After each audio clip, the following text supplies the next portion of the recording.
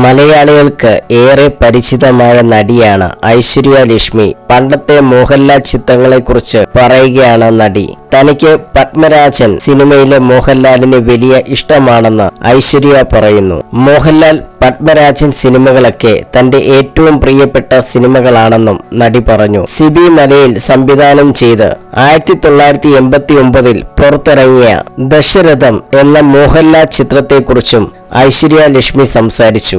സിനിമയുടെ അവസാനം മോഹൻലാൽ സുകുമാരിയോട് സംസാരിക്കുമ്പോൾ അദ്ദേഹത്തിന്റെ കൈ വിറയ്ക്കുന്നത് വളരെ മികച്ച ഒരു സീനാണെന്നും നടി കൂട്ടിച്ചേർത്തു. തന്റെ ഏറ്റവും പുതിയ ചിത്രമായ ഹലോ മമ്മിയുടെ ഭാഗമായി രേഖാമേനോട് നൽകിയ അഭിമുഖത്തിൽ സംസാരിക്കുകയായിരുന്നു ഐശ്വര്യ ലക്ഷ്മി. എനിക്ക് പത്മരാജൻ പടങ്ങളിലെ ലാലേട്ടനെ വലിയ ഇഷ്ടമാണ്. സത്യത്തിൽ എന്റെ ഫേവറേറ്റ് സിനിമകളാണ് അതൊക്കെ. പിന്നെ ലാലേട്ടന്റെ ദശരഥം സിനിമയും ഒരുപാട് ഇഷ്ടമാണ്. അതിൽ അവസാനം ഒരു സീനുണ്ട്. ആനിയെ മോനെ സ്നേഹിക്കുന്നത് പോലെ മാഗിക്ക് എന്നെ സ്നേഹിക്കാമോ എന്ന് ചോദിക്കുന്ന സീൻ. ആ സമയത്ത് ലാലേട്ടന്റെ കൈ വിറയ്ക്കുന്നത് എനിക്ക് വലിയ ഇഷ്ടമാണ്. അതൊരു വല്ലാത്ത സീനാണ്, മറക്കാനാകില്ല. ലാലേട്ടന്റെ മികച്ച സിനിമകളിൽ ഒന്നാണത്, ഐശ്വര്യ ലക്ഷ്മി പറഞ്ഞു.